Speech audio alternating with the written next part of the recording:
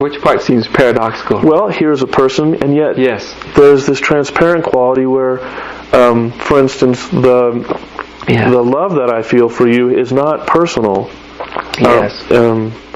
Any agitation I may have with you is not personal. Yes. Yet there is a personal dynamic occurring here. Yes. This is a mystery, isn't it? Yes. Right? Because that which is not really personal is also displaying itself as personal. As I sit here with you, there's a personality here. Right? There's a personality structure here. There's a body structure. There's a mind structure. That's all here. It's all present. It's present in you. It's present in every human being. The key, however, is when we really deeply have let go into what we are. The personality structure ultimately is emptied of its division, of its inner contradiction, its inner struggle. And when our personality structure, our emotional structure, our intellectual structure is free of division, that gives that sense of great transparency. See, there's still a personality though, right? Every being has a personality. But as it's no longer confined by conflict inside, we feel that transparency, you see? And you start to feel it in yourself.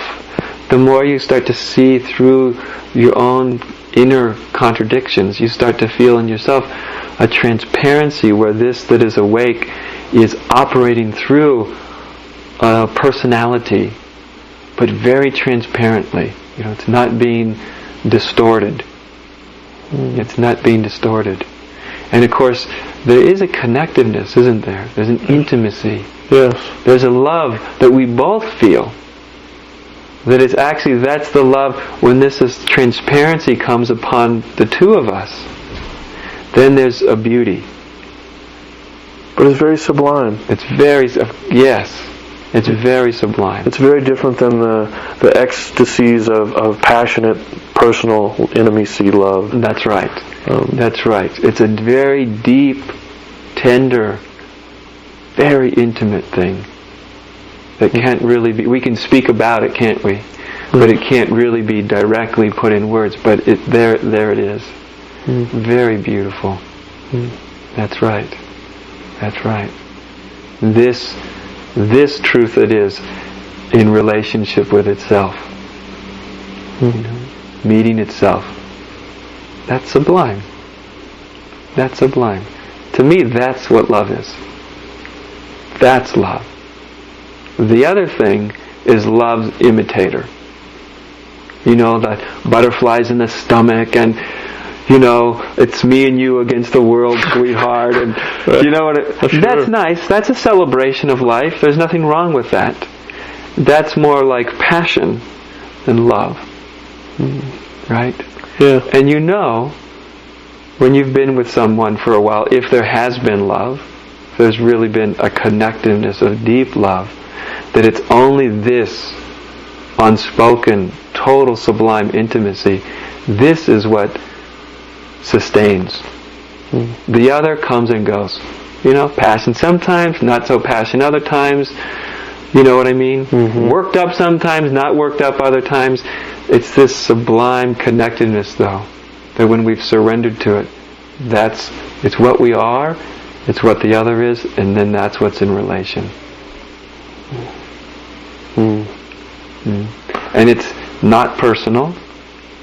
And also, at the same time, it's not personal. It has that quality of personalness in the sense that it's not separate or other than what we are.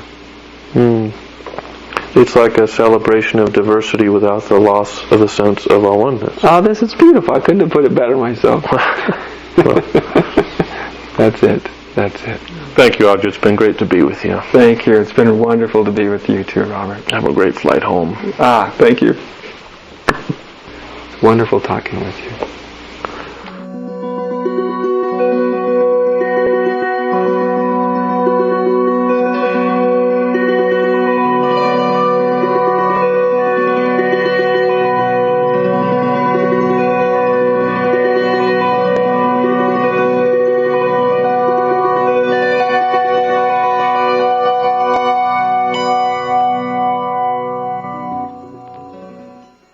Good morning, Adya. It's good to see you. Thank you. Good morning, Marcy. Yeah, thanks for spending some time with us here to clarify some of the spiritual understanding that we need to maybe make our way along the path. Oh, thank you. Thank you. I'm glad to be here. Yeah. Your most recent book is entitled My Secret is Silence.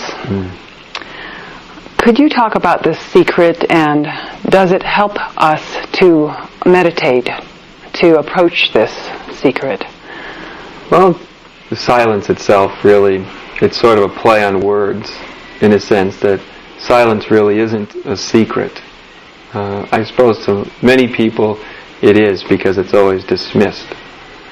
It's not acknowledged. Noise is acknowledged, mental noise, emotional noise, but silence is so often not acknowledged. And so for most people it is a secret. And the truth of our being is silence. It is the silence. And so in that sense, that's why I call it my secret. But it's everybody's secret, actually. It's everybody's self. It's kind of one of those open secrets. That's right. That's right. It's so open that it's easy to miss. It's so obvious that it's easy to overlook. One day I was looking through all the rooms of my house and in my car and everywhere looking for my sunglasses.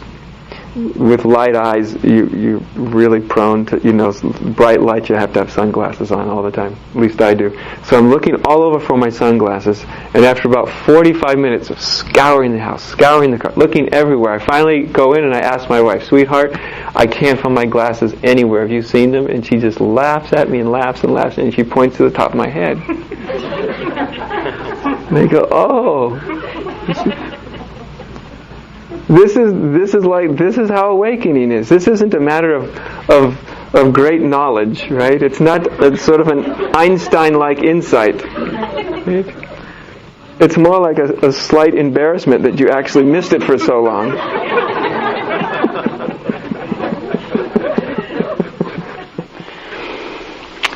Well, there's another concept that many spiritual teachings work with, and it's the concept of presence. And I'd like to know, what is presence?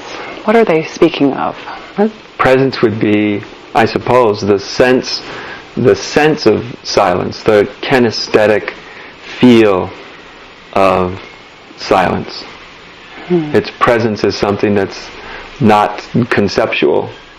It's beyond a feeling, but in one sense, at the level of feeling or sensation, it's the sense of silence. Silence as a concept is just sort of almost like a lack of sound, a lack of noise, a lack of everything. But that kind of misses the point too, because the true silence that's not conceptual, that's actual, that true silence is actually full of presence. One can feel it in the room. One can feel it within yourself. So it's kind of the felt sense of silence. That's it. The felt sense of silence, right. The felt sense of what you really are. Presence. But this that's awake is so close, so at hand, so what you are. It is what you are before you even think about it. It is what you were even before you were born. And it is what you will be when your body passes away.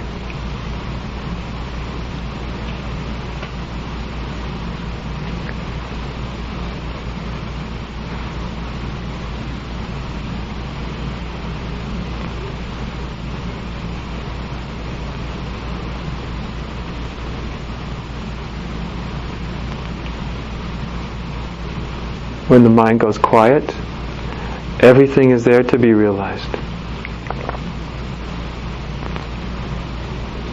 Simply and immediately.